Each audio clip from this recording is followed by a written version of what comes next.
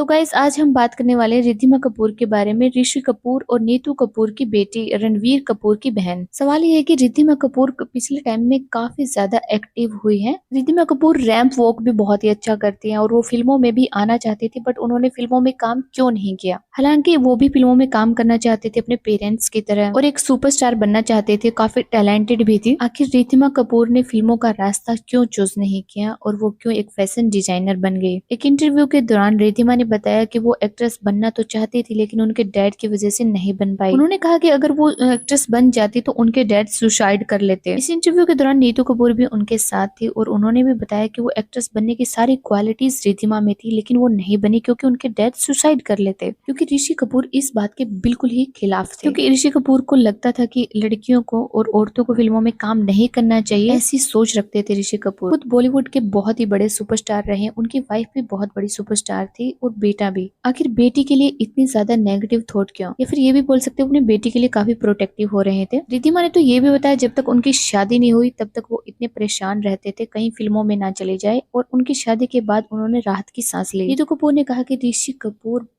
बॉलीवुड के स्टारडम से बहुत ही ज्यादा डरते थे। नीतू का कहना है कि ऋषि अपनी बेटी को स्टारडम की डार्क रियलिटी से दूर रखना चाहते थे। वो अपनी बेटी को इस सब चीजों में उलझा हुआ नहीं देखना चाहते थे। वैसे देखा जाए तो ऋषि कपूर की सोच अपनी बेटी के लिए काफी हद तक सही थी, क्योंकि आए दिन बॉलीवुड में बहुत सारी एक्ट्रेस कास्टिंग काउच का शिकार होती हैं। कंगना रनावत से लेकर विद्या बालन तक बड़ी बड़ी सुपरस्टार कास्टिंग काउच का शिकार हो चुकी हैं। He said then, you have to sleep with the producer. And I just got up.